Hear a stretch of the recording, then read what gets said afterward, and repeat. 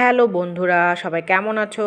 নিশ্চয়ই সবাই ভালো আছো। আজ অনেক দিন পর তোমাদের সামনে একটা ব্লগ ভিডিও নিয়ে চলে আসলাম।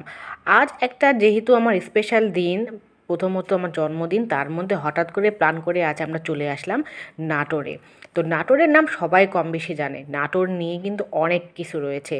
আমাদের জীবনানন্দ দাশ কবি কিন্তু এই বনলতা সেনের খোঁজ এই নাটোরেই পেয়েছিল। তো এই নাটোরের একটা ভাইবস ছিল।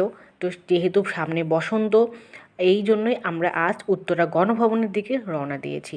তো যাত্রাপথেই আমাদের অনেক কিছু মনোরম দৃশ্য, প্রকৃতি সব কিছু মিলে একাকার ছিল। সব কিছু মিলেই আমরা দেখতে দেখতে আমাদের কাঙ্ক্ষিত জায়গার দিকে চলে যাচ্ছিলাম। আর এই নাটোরের গণভবনটা কিন্তু মোটামুটি সবাই কম বেশি জানে।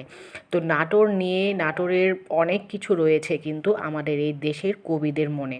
তো আমরা গল্প করতে করতে চলে আসলাম সেই কাঙ্ক্ষিত জায়গায়, উত্তরা গণভবন। এখানে প্রবেশ মূল্য 30 টাকা।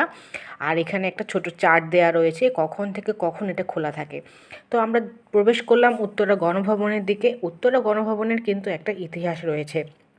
নাটোর শহর থেকে 3 কিলোমিটার দূরেই হলো এই উত্তরা গণভবন। আর এটা কিন্তু দীঘাপতিয়ার রাজবাড়ি ছিল একটা সময়। তো দীঘাপতিয়ার রাজা যখন 1952 সালে সপরিবারে কলকাতা চলে যায়, তখন এটা অনেক দিনভাবে এইভাবেই পড়েছিল, প্রায় বিলুপ্তির পথেই ছিল। তারপর এটাকে মোটামুটি কিছুটা সংস্কার করে 1972 সালে এটাকে কিন্তু আবার চালু করা হয়। তো এই জন্য এটা গণভবন হিসেবে নাম দেওয়া হয়। তো তারপর এখান থেকেই সবাই এখানে আসে, বিভিন্ন রকমের লোকজন আসে, এটাকে দেখা হয়। বিভিন্ন রকমের জিনিসপত্র রয়েছে, ছোট্টকে জাদুঘরও রয়েছে। সব কিছু মিলে কিন্তু জায়গাটা অনেক সুন্দর। আর এটা 41.51 একর জায়গার উপরে নির্মিত। এখানে কিন্তু 12টি সুসজ্জিত কারুকার্য নির্মিতভাবে ভবনও রয়েছে। তো এই যে অনেক সুন্দর।